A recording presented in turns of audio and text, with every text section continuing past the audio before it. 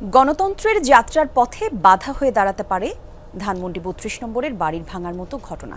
এই মন্তব্য করেছেন বিএনপির স্থায়ী কমিটির সদস্য হাফিজউদ্দিন আহমেদ। প্রেস ক্লাবে এক আলোচনা সভায় তিনি বলেন, সরকারের অবস্থান এবং পরিপূর্ণ তথ্য পেয়ে স্মৃতিবিজড়িত বাড়ি ভাঙার বিষয়ে দলীয় অবস্থান জানাবে বিএনপি। শেখ হাসিনা ভারতে বসে বিশৃঙ্খল পরিস্থিতি তৈরি করছে কিনা সেই অভিযোগও তোলেন বিএনপির এই নেতা। নুডলস খান নাই তো নুডলসই খান নাই। জুলাই অভ্যুত্থানের ৬ মাসেই গুড়িয়ে দেওয়া হলো ধানমন্ডি ৩২ নম্বরের শেখ মুজিবুর রহমানের বাড়ি। এই ঘটনায় রাজনৈতিক অঙ্গনে হচ্ছে পক্ষে বিপক্ষে নানা আলোচনা।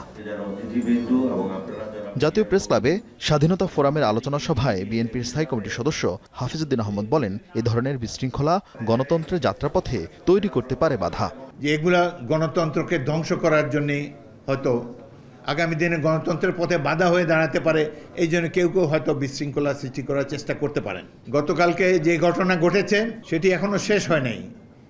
এটি কারা করেছে এই তথ্য আমাদের কাছে নাই। এতে সরকারের কি ভূমিকা ছিল সেই তথ্য আমাদের কাছে নাই।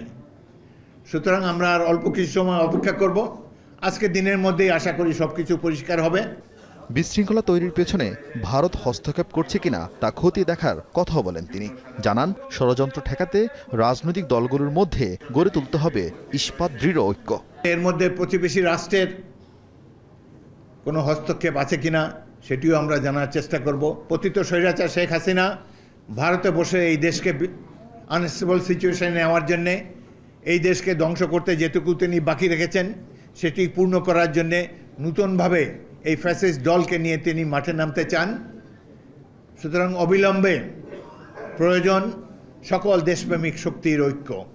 বিগত ১.৫ দশকে বিভিন্ন শিক্ষা প্রতিষ্ঠানে নিষিদ্ধ ঘোষিত ছাত্রলীগের সন্ত্রাসী কর্মকাণ্ডের বিচারের দাবিতে বৃহস্পতিবার ঢাকা কলেজে মার্চ ফর জাস্টিস কর্মসূচি পালন করে ছাত্রদল। অধ্যক্ষের কাছে দিয়েছে স্মারকলিপিও।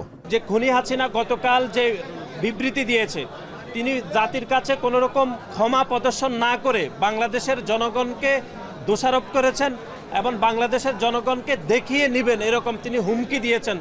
তার বক্তব্য থেকে হয়তো ছাত্র জনতাই বিক্ষুব্ধ এই ঘটনা ঘটিয়েছে বলে আমাদের মনে হয়েছে। ঢাকা কলেজ ছাড়াও ছাত্রলীগের বিচারের দাবিতে ঢাকা বিশ্ববিদ্যালয় সহ দেশের অন্যান্য শিক্ষা প্রতিষ্ঠানেও মিছিল ও স্মারকলিপি দেয় ছাত্রদল।